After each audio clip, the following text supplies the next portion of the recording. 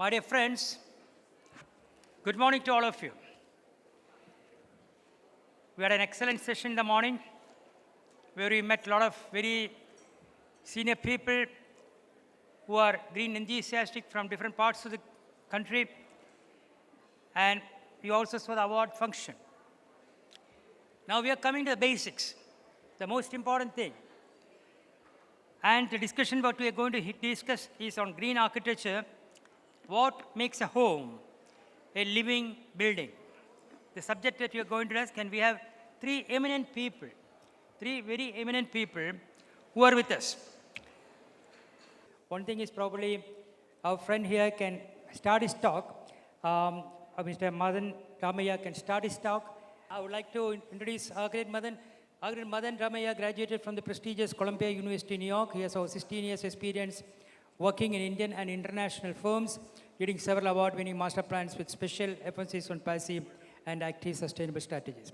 He's a design director of Fountainhead Design Group, one of the leading sustainable architectural design firms in India, with more than 120 designers across 4 branches in India. Let me introduce to you and request Architect Madan Ramaiah. There's one more thing. Personally, we share the same college, same school. Both of us studied at School of Architecture and Planning in Chennai, 20 years apart, right? Okay. Thank you, sir. That's a great way to end and great place for me to start from. It does look like time is going to be very short, so I might be a bit faster so that, somehow breaking it and splitting it into 2 might be a bit too, and probably most people might be into lunch. So I'm going to be a bit faster. And what I'm going to show today is something that is a bunch of projects that we have done. So we are an architectural group, and what we are doing is actually work. So most of what we have practiced is what we preach. So what we're going to quickly run through some of these projects, and I'll just explain the concept behind it in a second. So when you say Earth, what comes to our mind? So either it's a Nat Geo image, something very pristine and beautiful, or something that's interdependent and it's an ecosystem.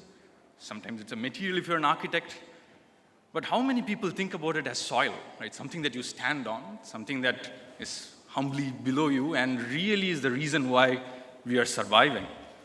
And that's a question that we have always been wondering as architects. The first thing that comes to us is soil is the soil-bearing capacity, an engineering version of soil.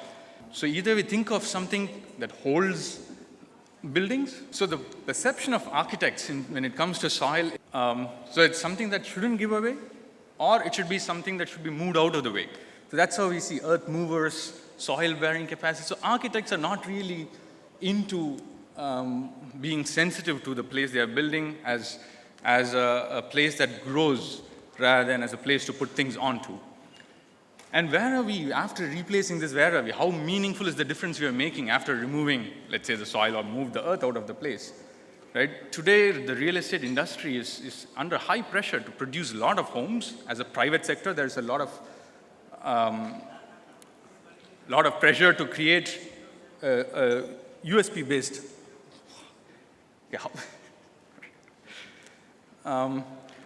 So let me summarize where the industry is today. The construction industry is in a place where mostly it's done as a marketing strategy. Most of the homes that we build, these architects know it. They're all branded different, but all of them pretty much look similar. And it's like a hand drawing a hand. You have developers whose pressures are, let's say, density, marketability, cost, sales pitch, because they're competing at a cutthroat market. And then on the other side, there are architects who are in 6 weeks, 8 weeks have to produce concepts. So, we've done around 80 million square feet of architectural projects.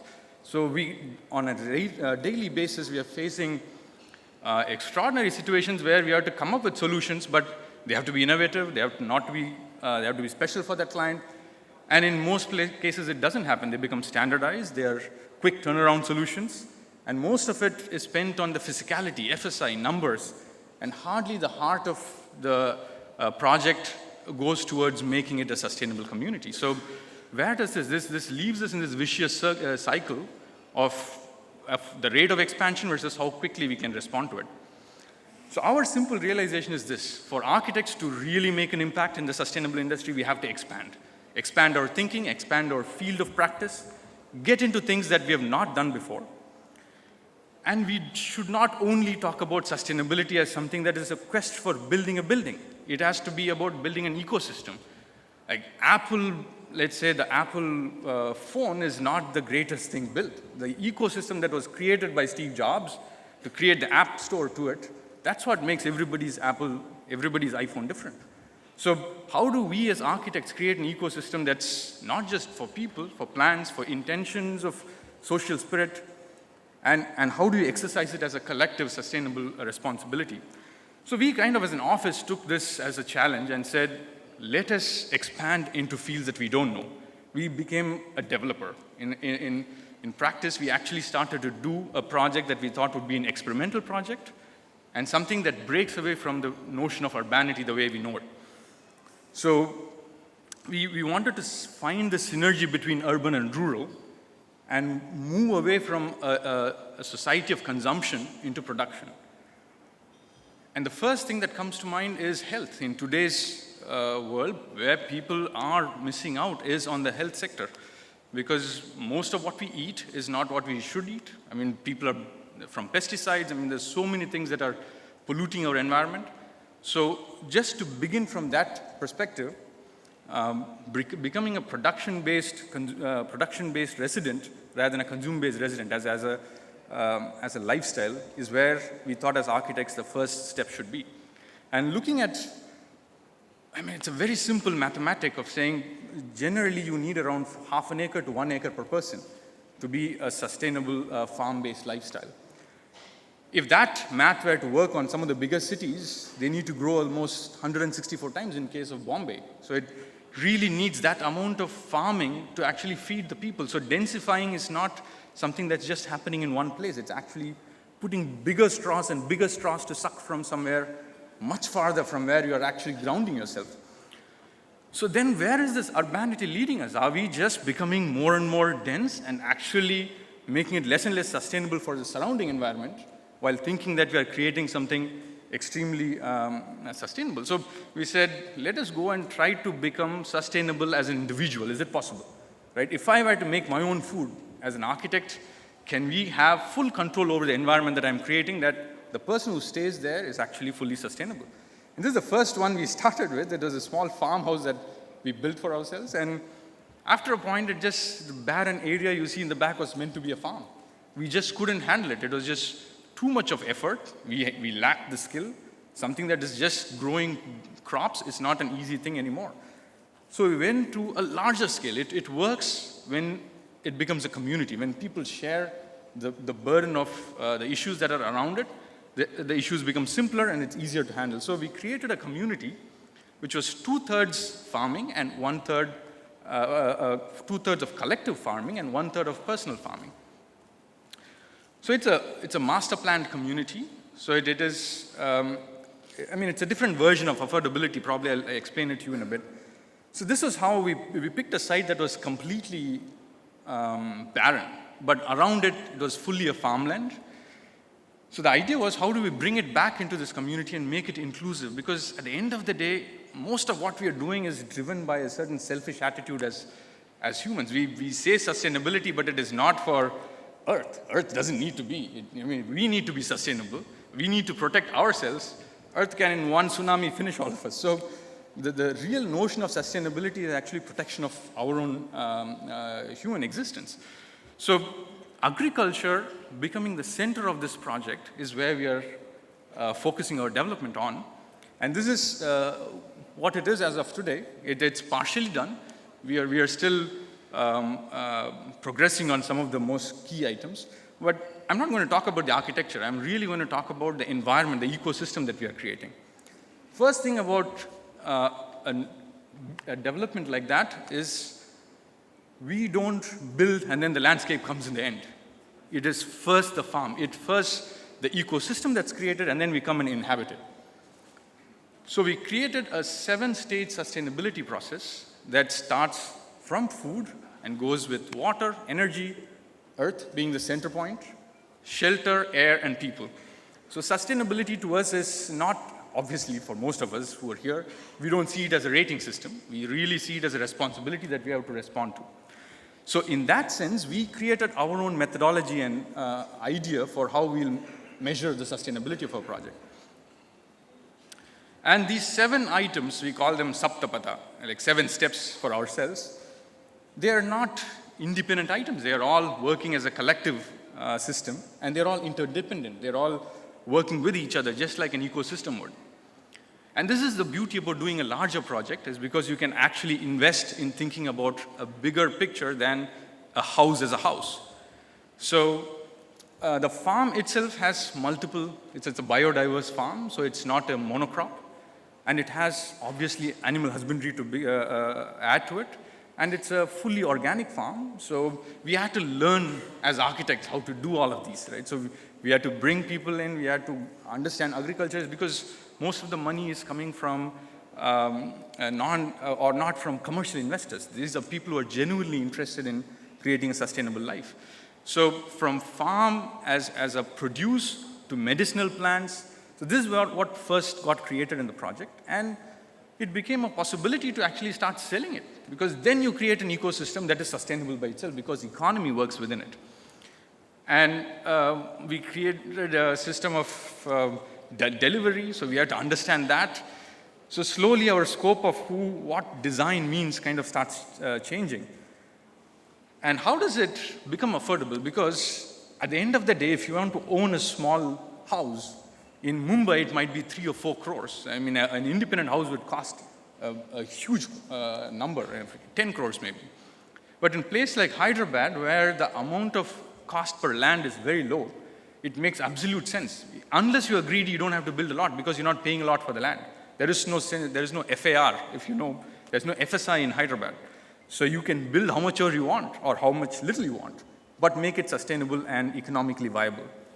So what we said was, instead of you paying maintenance and food cost, let the community that you live in actually pay these 2 back to you. So you're not spending money on that. That naturally means that it becomes affordable. And it doesn't stop with plants. You have to start with animals as well. So these are, I mean, my daughter is also there. The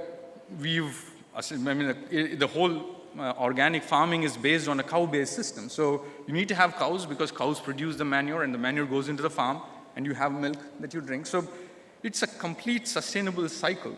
And things like snakes are not scary reptiles anymore. You know, you have to live with them. That's when we can truly say we are sustainable, not closing ourselves into a white building. Now we have started apiculture, because you must have read that bees are going to be extinct very soon. So, and in a farm, if you are really relying on a farm, you then need to produce your own bees, use the earth to create your own utensils. So all of this is built on-site and used on-site. And most of our office staff on the weekend go and do the farming, and of course we are learning that. But we are also having sessions for agriculturists and farmers to come and teach. So it becomes a true cross-pollination between urbanites and rural people. And urban people can now go out and make a tourist economy based on all of this. When it comes to water, we are saving water. Whatever falls on the site is maintained on the site. So there's 2 big water bodies that we have kept. And this whole thing, it catches water to rejuvenate itself. So, and these water bodies are not just storage, like tanks. They really are ecosystems. Now you're talking about having fishes inside it. The fishes produce manure that goes back to the plants when you irrigate them. And we start to use them as an entertainment area, right? So we have some small camps that people can go around it. So what architecture can be is much more than what we think as buildings, or much more than what we think as sustainable technologies, right? It can go to the grassroots level and can change, change the social attitude of people. The whole project is off the grid. It means that we are producing net zero community. So there's no power from outside. In fact, we are making enough that we are giving out. And each villa is fitted with around 10 kilowatts of solar power, and it's enough for themselves and for the agriculture part of it. But again, we don't see architecture as an independent element from the technology. the architecture actually becomes part of that. So the roof structure that we are creating slants to the 15 degrees that is required for the solar panels. And it naturally lights itself in the night, and it becomes a beautiful entity. So again, in an ecosystem, it all works together. You cannot take one apart and then see one as an add-on. And what we are using are upcycled materials. So vegetables come in crates. Crates are thrown all over the place. So why should we waste them? Why don't we use them as screens? Why don't we protect ourselves after these crates are used once the vegetables are gone? So we believe in this idea of weathering rather than weather resistant, because architecture is always about sealing yourself, sealing this environment that we live in. But here we are actually opening it up and letting this, because it is not going to last. We know that after 3 years, these wood pieces are going to rot. So then we are going to change it. That's it. We're going to get new crates, change it. It's not going to be expensive, and it's done in a way that it can be replaced. So the way we live, the way we behave with our environment can be completely inclusive. It doesn't have to be an environment, and here I am, and once in a while I'll interact. It doesn't work like that. Once you step into each house, it just opens on both sides. It's a narrow, flat house. So air goes through it, light comes into it fully. You almost feel as if you're living outside. And that's what we want. We want people to actually live as in an outdoor environment than indoor. And every space has an equal amount of outdoor space. If you have a living inside, there's a living outside. If you have a bedroom inside, there's a balcony as big as the bedroom outside. So initially we thought, we want to do a 2,000 square feet house. We eventually did 1,000 square feet, 1,000 square feet of outside space, which are not conditioning anymore. And these can be adapted, so they can close, open. Again, solar panels are actually shade structures. They are not some roof structure that's sitting on a slab. They actually shade the roof, so it reduces the heat gain. That's what the bedroom looks like. You get in, you really don't want to lie down, you want to sit outside and use it. So again, the architecture is not the key. The key is the way you want to live and the way you change your attitude towards the environment you live in. So you come out, you see people farming. These are villages we have taken from nearby villages. There are 5 villages around this property. So people from those villages come, so it has a bigger economic responsibility to the area around it. And we are also experimenting in things that typically we won't do, because typically developers don't have the patience or the research bandwidth to do it. For instance, bamboo we just spoke about it, is an excellent building material, but there's so many issues in India about building in bamboo. The biggest structure we have today is around 3,500 square feet. But bamboo, abroad, they have done massive structures in bamboo. Why? So we said, let's do one part of our project using bamboo structure. So we designed what would typically developers call as a clubhouse. We actually made it into a outdoor, like sitting below a tree. It just happens to be an architectural project. But here are the issues. Bamboos in India have a very different characteristic than bamboos elsewhere, or in the East Asian or Colombian regions. Right? Bamboo is much more thinner, not really strong. There is a lot of issue with streamlining the construction of bamboo. You don't get the right material. It's not like steel. It's not extruded. It's grown. So you have to control it to be actually make a structural engineer believe that it's going to stand it, because there's no other way they will believe it. So that whole system has to fall in place. Our economy of bamboo has to change to make this happen, right? So the design codes have not developed. The industry doesn't think it's important. So bamboo has pretty much died in the construction industry and mostly used in the paper industry. So how do we bring it back? How do we make a jump, a paradigm shift? Because at the same pace, it will not change it. After 10 years, we'll be talking the same, and another 5,000 square feet of bamboo house will be built. So we tested ourselves. We used some local craftsmen, and eventually decided to have a building. Again, I'm not going to talk about the architecture, but the idea was to do like a rice grain. It sits in a farm, so as a symbolic gesture. And we wanted to build a building that really can have a clubhouse and al fresco, everything inside it. So it was a 60-meter by 20-meter building. And that's pretty much what it was a month ago. So we were able to actually source bamboo from the Northeast, from Tripura, specifically grown for the project, and using bamboo mats, which is re-engineered and then put on the project as the roof structure. And these are Fairly simple structures. Again, it's nothing complicated about it.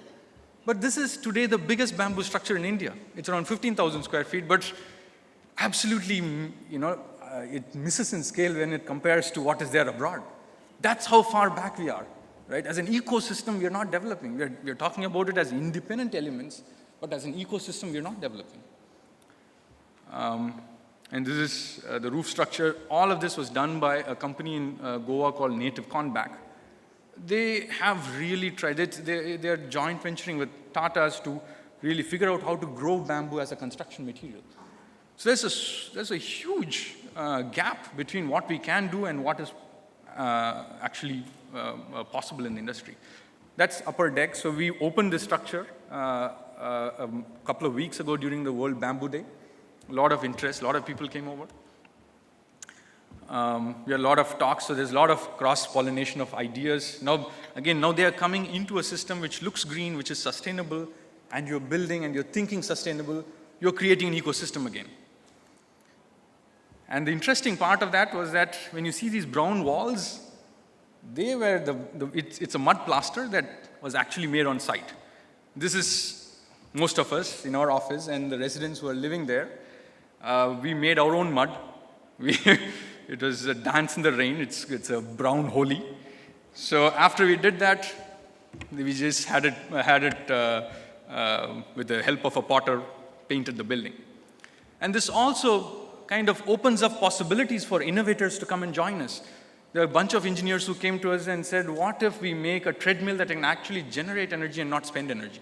Right? So when you walk on it, you're actually charging a battery. So these are college students who just joined our group and they wanted to innovate because the environment allowed it to happen. They can just plug and play. And it interested people in our office. So we started having square foot gardens on our terrace. It's only a 6-inch of soil, just 6 inch. And all the teams got one. And you won't believe this is exactly 4 weeks after planting, right? And we could grow carrots in there, we could grow corn in there, we could grow radish in there. Of course, the carrot doesn't grow long anymore because it's squashed, it's a bonsai carrot. But the spirit of being able to do your own farming as an urbanite in your terrace is absolutely possible. So we said, why don't we take a huge community and collapse it and make it vertical? Right? Is it possible to do the same procedure in a vertical manner? So now we are experimenting. Of course, this project is now under construction, so I cannot show you images of how the reality is. But the intent is this. We want to bring people and landscape as a productive landscape together, not as horticulture, not as something, because already I've shown you that there is no space. Even if we build all of India with farm, we're not going to be able to feed India. Per person, you want to have 1 acre of farmland. So anywhere and everywhere, it has to be a productive landscape. So we are pushing that and trying to bring people together because the social aspect is extremely important in this. And this vertical garden, based on our understanding based on the horizontal understanding that we have got, we are trying to bring it back into a vertical environment and trying to create a space within the building. And it's a very small footprint, a regular apartment block, but it's going to have everything inside it. It's going to be a social space, it's going to be a green space, and it's going to be something that the residents are going to take care of. There's no external influence into it. And the roof becomes a green garden with a nursery, and then that gets replanted down. So there is, again, a small ecosystem. How does somebody outside come in? Of course, I cannot have a dairy farm in there, but we can definitely do a nursery in there. So this is under process. I'm just showing you, where there is possibility, how far this can go. Architecture doesn't have to be a building-related industry. This is another client who called us and said they wanted a health cafe. And they had this beautiful landscape, super horticultured, a lot of greenery, a lot of lawn. And that factory building that you see is the project that they wanted to convert into a health cafe. So coming from this kind of a background, the first instinct was, why are you wasting so much water on this greenery? And there is, I forgot to take a photo of that. There is a placard on the grass saying, do not sit on the grass. So you actually maintained it, fed it, but you're not even enjoying it. Why would you go there? Right? So we said, okay, we'll take the factory, We'll open it up, we'll bring light into it. There's a lot of space. Again, architecture is not the key here, but the intent was to actually take the building out, to actually make the building part of a much bigger landscape, which will now become a farm. So we said in this farm, you can pretty much grow almost a kg per person food that you can directly use in your health cafe. So why do you want to even bring it from outside? And it's a big company that have their own supermarkets.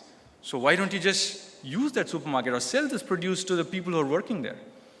You know, create this social attitude towards agriculture and social attitude towards production rather than consuming. That was a proposal. So it now removed all the land. There were around 6 acres of grass and greenery. We just removed it and made it all into a beautiful farm. You could go sit there and the solar panels that's going to produce energy.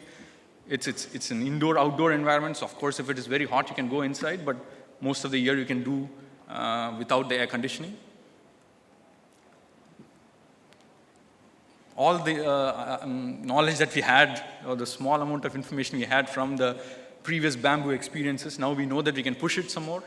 We know that we can bend bamboo and still be confident that the structural engineer will be ready for designing it. So that's pretty much what I wanted to share today. I'm glad that it actually happened in one shot. I was actually halfway through, I was a bit scared. Thank you. Thank you, Madan. Thank you. It was a fantastic presentation. And as the lady rightly said, I am happy that we could conclude it before the minister came. But unfortunately, these sort of things happen. If you ask me alone, I would have said that no, we are sitting here. We are not stirring out. I also agree with you. When I had a program, whenever I have a program, I tell the minister, you come anytime. We will stop the meeting, but we will not wait for you or we will not stop. I agree with you. I mean, more important is, you're right. I totally agree with you. I agree with other lady also here. I am in full agreement with you. But I am sorry, and it was fantastic. I am very proud that you're an alma mater of my own college. Fantastic. I mean, you have done a fantastic job, an unbelievable concept where you have combined the farming, you have combined the gardens, you have combined vertical gardens, combined ponds, so many things. So what a fantastic thing. It was a dream come true, I should say, for you and for all the people watching here. Keep it up, and we will now close this meeting, but I think we can. Still, I don't think that anybody would like to ask questions. It will be open for questions now. But meanwhile, I request you to allow us to come down and sit down so the chairs could be put. The people who are asked for questions, they will come up and answer. Is it okay with you? Yes. Fine. Beautiful. Excellent. So, thank you. Can I have your name? No, it's important because you are a person who intervened at the very right time. Okay, forget it. Okay, bye. So anyway, thank you all. So we are going down. Any questions? The person will come. Have somebody with the microphones. Are you ready there? Very good. So please work up the hand and ask the questions. The people who would like to answer, they'll come up and ask the question. Yeah. Pardon? No. It is not. It is my belief is also same. But unfortunately, we'll go. We'll have a group photo. Can I have the group photo? Yeah, we'll have. Please. Hello.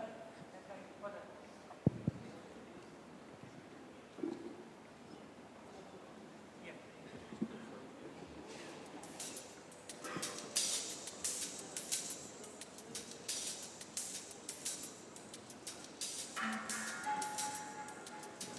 Any questions? Yeah. Can I have the question, please?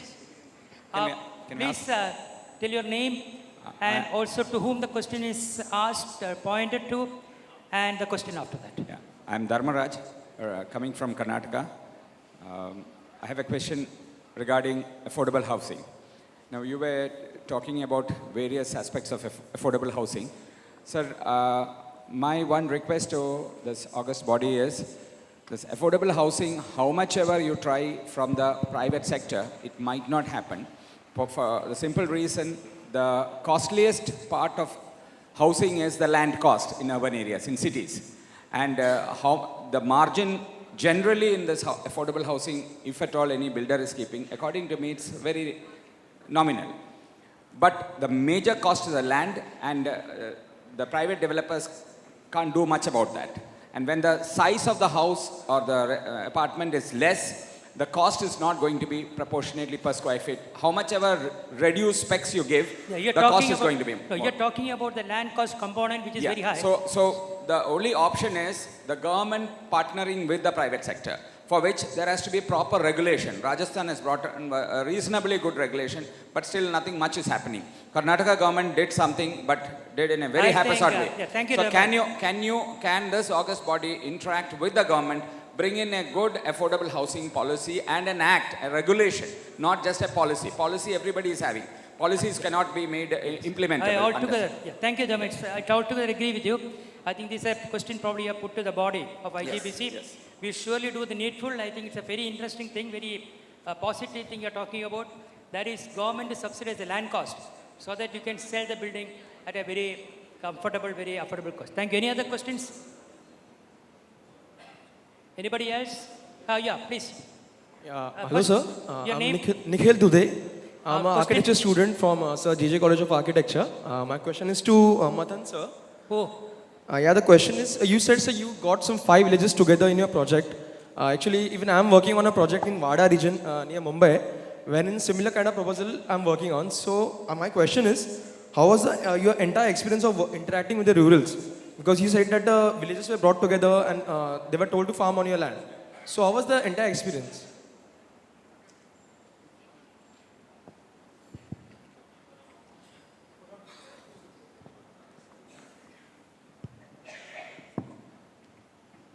The rural, it is a very tough question because you are an outsider. Most of the time you're an outsider. Until a point where you can win their trust, you are going to be an outsider. So first they have to believe that you have something positive to hand back to them. Otherwise, most of the time, and there's nothing wrong in the way they are thinking that way, we are exploiting most of what's happening there. And especially farmers, because farmers have this, they're one of the most exploited professions as of today in India, because there are a lot of middlemen who gain out of this whole equation than the farmers themselves. So there is going to be a communication issue for them to believe that what we are offering or what, I don't know about your project, but they're very helpful. You go ask them, they're going to be very, if that's the way that you're asking. If you want them to teach you farming, they will do that. If you want you to help in their farmland, they'll do that. That's what we do. We go on a cycle in the weekends, actually pluck brinjals for them. So it is definitely a worth yeah. interaction. Thank you. I think, Thank you, sir. yeah, interactive society. That is a very important thing which you are talking about. I think we are closing this session now. I would like to thank all the speakers for the session. Most importantly, Architect Kirti Shah, his social concepts are very high. Conor Gonsalves and Madan Ramaya, thank you. And thank you for all the people who have been here. Thank you very much.